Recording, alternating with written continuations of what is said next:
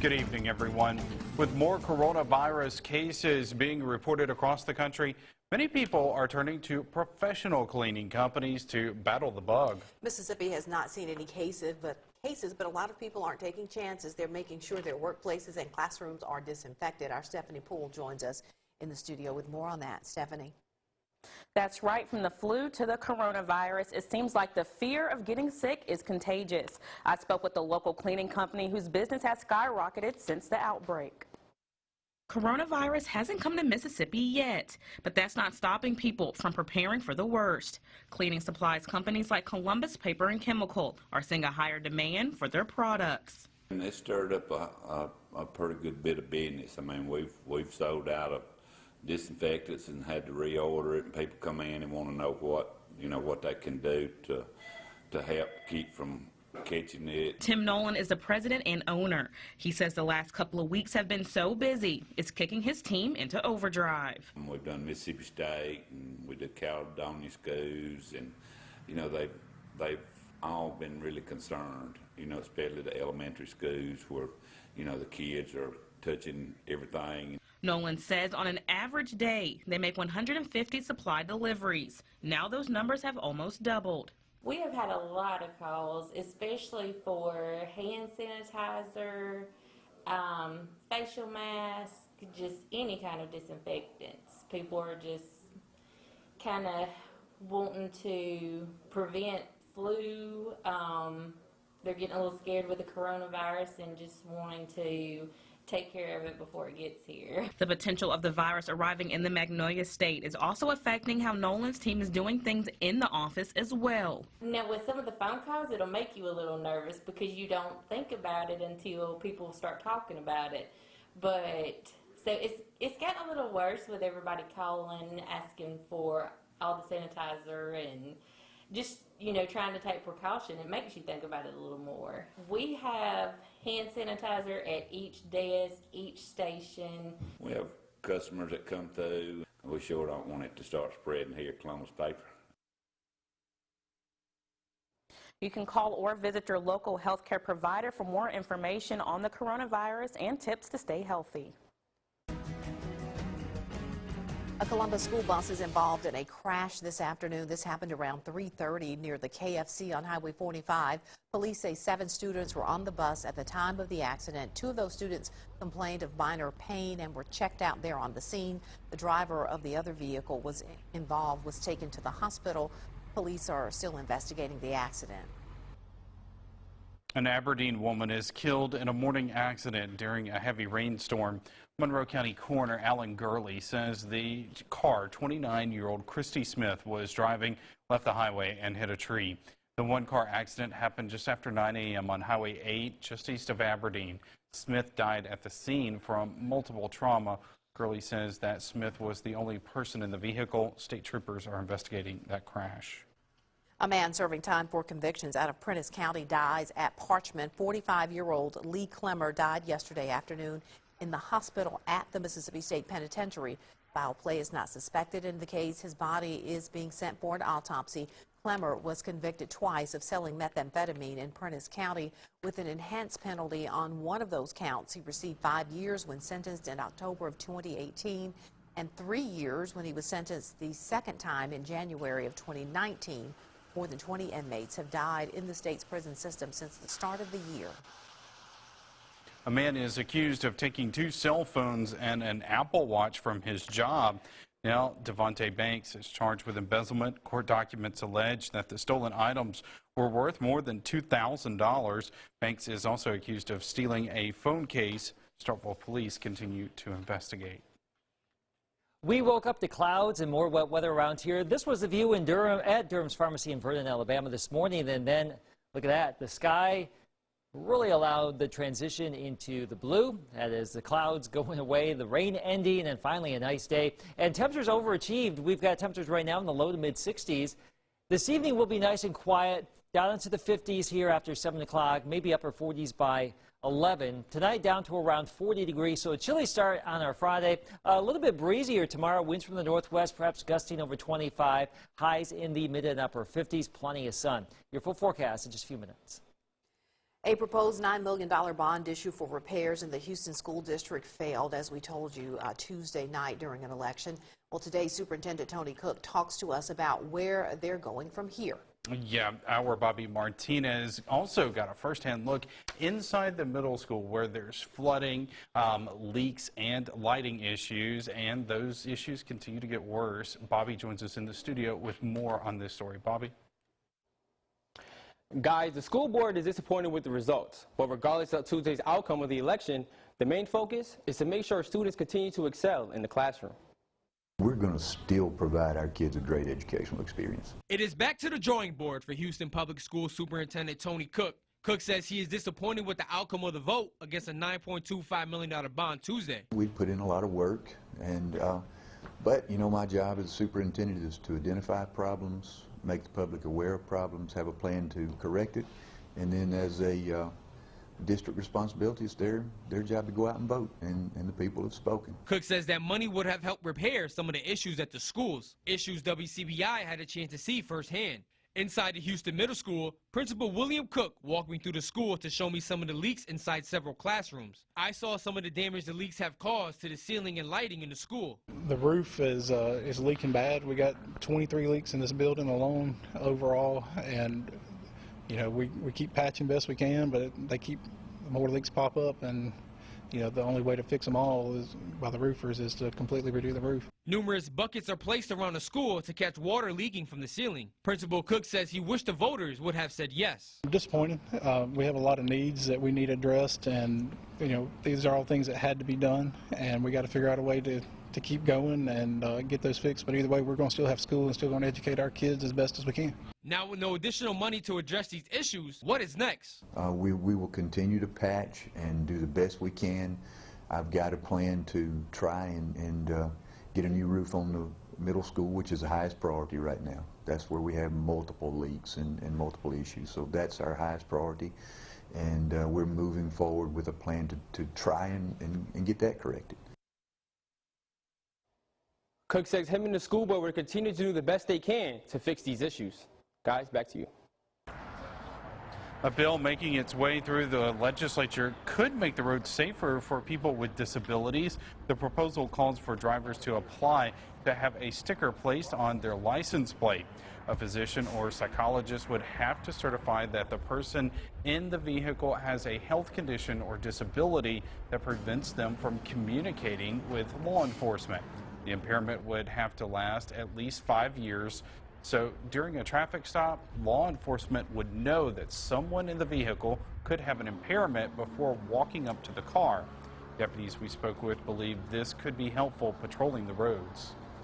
Going up to a car without knowing this, sometimes medical issues lead us to believe that somebody is being combative or non-compliant, when in all reality it's simply a medical issue.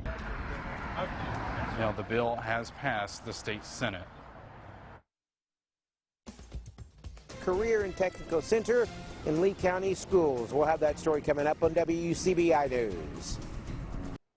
Welcome back, everyone. Plans for a career and technical education center are moving forward for Lee County Schools. Yeah, voters overwhelmingly approved a bond package to fund the center in January. Allie Martin has more. At a recent signing day, Lee County High School seniors committed to internships with Century Construction. Thanks, sir. And more partnerships between the district and businesses are expected, with the new Career and Technical Education Center approved recently by voters as part of a $15 million bond package. We want to provide the opportunity for our students to be college and career ready, not college or career ready. The 33,000 square foot facility will be located at the Community Development Foundation's new industrial park called The Hive. Lee County School District Superintendent Coke McGee says the project will consolidate all career and technical programs and will also allow the district to offer 9 career pathways for students. The Hive is centrally located for the 3 high schools in the district. We're going to provide transportation. We'll have buses that's going to go out there, and it'll be a lot closer for those students, as opposed to driving from one end of the county to the other. this more centrally located building will make it a lot easier for them. The partnership with CDF played a big role in the decision to build the Career and Technical Center at the Hive. McGee says students will be right in the middle of the area's newest industrial park, surrounded by a variety of businesses and potential career opportunities. And we know that it's going to be positive for our students as they learn these skills to be in that close contact with the members of the industrial park, that industry and manufacturing there. Construction could begin in the spring or summer, with the first classes underway in the fall of 2021. In Lee County, Allie Martin, WCBI News. Now, that bond issue did not require a tax increase for Lee County residents. All right, Joey, I got a sneak peek at this very nice, Yes. all the sun shines back there. Isn't that a nice Finally. change of pace? It's great. Finally. I don't even know what the sun looks like until this afternoon. We finally saw it here. It's been another wet week, but look at that. Wall-to-wall sunshine for our Friday. Here's our planner. A bit breezy, as we just mentioned a few minutes ago, but highs will be in the 50s. We'll go up from there, and we could actually see more 70s here next week. Full forecast is next. Your WCBI First Alert AccuWeather forecast with Chief Meteorologist Keith Gibson. What a difference just a few hours make. This morning we woke up to the clouds, the showers, just gloomy conditions. And this morning about 10 o'clock in Louisville, Mississippi, you can see how it looked. And then as we went into the noon hour and thereafter, the sun returned, and it's been a great day. Temperatures in the mid to upper 60s this afternoon, overachieving. We were only forecasting low 60s today. It's always nice to see it actually get a little bit better because we saw that sun return a little bit faster. Tomorrow, 59 in Columbus, 58 in Louisville, 57 in Eupora. Sunny and breezy here for our Friday. For you in Pontotoc and Houston, mid-50s, 57 in Tupelo, 53. A little bit cooler up in Iuka and Tishomingo County. And for you in the West Alabama, too, winds could gust over 25 miles per hour, but as you can see right there, in Sulligent and Vernon and Fayette, temperatures in the mid-50s. Wind speeds could be a bit of an issue tomorrow. You can see here anywhere from 10 to 20 with some higher gusts during the day. The wind will relax tomorrow evening and tomorrow night, and that could actually set us up for a frost with temperatures down to around 30 Friday night, Saturday morning. But the system we had this week, well off to our east now, and upstream, nothing going on, and that just means a lot of fair weather for the weekend. Tonight, no frost, no freeze, 40 degrees. The wind from the northwest turning cooler, but still an okay day. For your Friday, a bit of a breeze as well. Temperatures in the mid to upper 50s. It's looking great here for any outdoor activity locally. Farther south, a shot at some mid-60s. Gulfport, 66 degrees tomorrow, 55 over in Birmingham. Baseball is back in Starkville Friday, Saturday, and Sunday. Things are looking great there for the MSU games. Temperatures in the 50s and then 60s by Sunday. Chilly tomorrow evening in Oxford for the baseball game, but Saturday and Sunday, things are looking pretty good there as well. We actually do have a frontal boundary coming out through the region tonight. That will help to stir up the wind tomorrow, but no actual weather from it, no clouds, no rain or anything like that. We will see some higher clouds drift down through the region, I think, this weekend, but overall, mostly sunny skies are anticipated before more energy, more moisture for some more showers and thunder showers next week. So the weekend is going to be dry.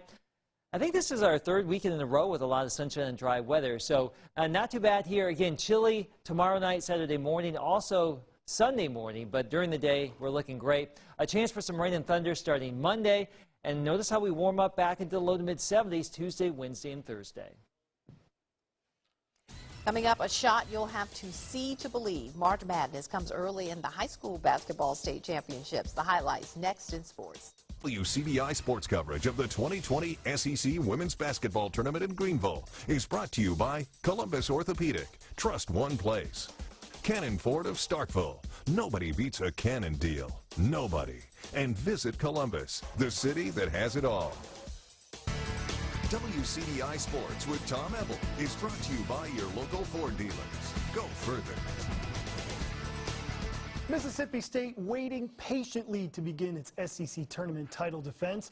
The 2-seed Bulldogs earning the double bye. WCBI Sports' Courtney Robb caught up with the Bulldogs in Greenville, South Carolina, and joins us live. Courtney, a lot of new faces will take the floor for the first time in the conference tournament tomorrow, but the goals remain the same.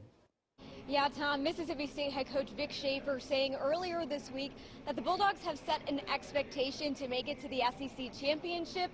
Coach Schaefer doesn't care that his team is much younger, much more inexperienced this season. He expects the same out of this team as he does every single year. MSU head coach Vic Schaefer also saying that what he wants to see from his younger team this year in order to make it to championship Sunday is a whole lot of toughness. I think our kids have always been prepared at the end of the year. I think they've always been in really good shape. They've always, you know, had a lot of toughness. And I think it takes that at this time of year. You're going to, you know, we're fixing to run into some really good teams in our own tournament. Then you're going to run into some really good teams in the next one. So you better have it. Preaching to them that we have to take care of our bodies. You know, we got to get a lot of rest and eat right. And that's things that Coach has been telling us all through the season. So, you know, just, like I said, taking it game by game and not really looking towards the championship, but just starting with that first game to handle our business. LSU and Florida are currently facing off here at Bon Secours Wellness Arena, and the winner of that game will be who the Bulldogs match up to in the quarterfinals coming up on Friday. We'll continue bringing you all of that coverage. Make sure you follow along for all of the action. Reporting here at Bon Secours Wellness Arena in Greenville, South Carolina, Courtney Robb, WCBI Sports. Yeah, big thanks to Courtney. Title time in Oxford. The road to the championship comes to an end. Class 1A getting the party started at the Pavilion. Pine Grove looking for the four-peat, taking on Baldwin. First quarter, Lady Panthers on the break. Carly Rogers shovel pass to Lauren Elliott for the corner triple. Pine Grove with an early 6-point lead. We jump to the third quarter. Baldwin clawing their way back. Amari Anderson gets the loose ball. Ayana Reagan finishes with the layup. It's a 3-point ball game, and we go to the fourth quarter. The Lady Panthers, they've won 3 straight state titles for a reason, thanks to clutch triples like that from Bella Jumper. Pine Grove makes it an 8-point game, and later on, Rogers down low, bank shot, goes to work. She finished with 22 points, 18 boards. Pine Grove wins its 4th straight state title, defeating Baldwin 48-41. There's nothing that life can throw at them that they're not going to find their way to fight through. They played terrible today. You know, honestly, we didn't play our best ball, but they always found a way, and they have always found a way. And I just feel like this world doesn't really stand a chance with these 5 entering into it. It's just my team. Without them, I just don't know that I could do it. It's just the energy, the fans, God, he just gets us there no matter what. We gave it our all at the end. We changed up our press that we had been doing all night, and it worked. We just kind of ran out of energy, and the other team, and they did a great job of executing. We make the stop, then they come back down and score. Buckle up for the 1A Boys State Championship. Ingomar Baldwin madness comes early here in March. Halfway through the fourth, Riley Horde to the rim, gets the N1 bucket to go. 2-point Ingomar lead. Great ball movement here from the Falcons. Clayton Stanford gets the bucket. He would account for 4 straight Ingomar buckets. 41-37 Falcons lead. 15 seconds left. Let's get madness. Inside. It's Jacoby Williams, misses the shot, but Horde there for the putback, ties the ball game. Less than 10 seconds left. Zach Shugars, he's got a chance to win it.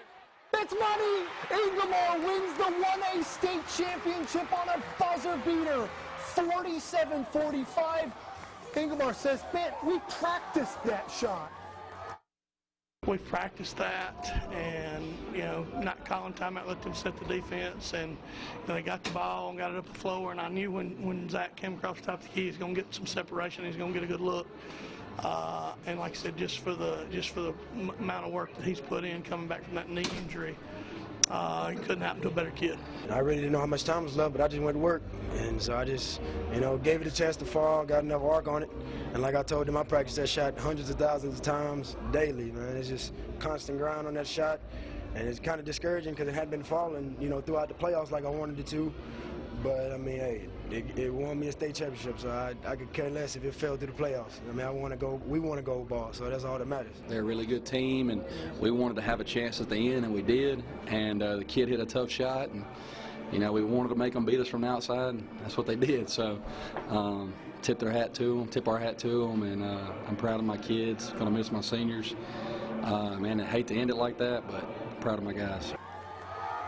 Big news out of college baseball. Bad news in a pair for the Bulldogs. Chris Lemonis confirming today JT Ginn will miss the remainder of the season after undergoing elbow surgery, and Tanner Allen also undergoing hand injury surgery on a broken bone in his hand. His timetable remains undetermined. Bulldogs hosting Quinnipiac this weekend. I hate to hear that, but that guy from Ingomar, he's got ice in his veins. Huh? History. The Yes. man will Wow. live on forever. We love it. All right, we'll be right back. Stay with us. Your WCBI sports coverage of the MHSAA 2020 C-Spire State Basketball Championships is brought to you by Columbus Orthopedic. Trust one place. Cannon Ford of Starkville. Nobody beats a Cannon deal. Nobody. And visit Columbus, the city that has it all. For the first time in ages, I'm sitting over here and not getting yelled at, showing you the 7-day forecast. Who would yell at you? Well, just some, I don't know, I got some vibes from people that the rain was unnecessary. We're going to soak up the sun. All right, have a good night.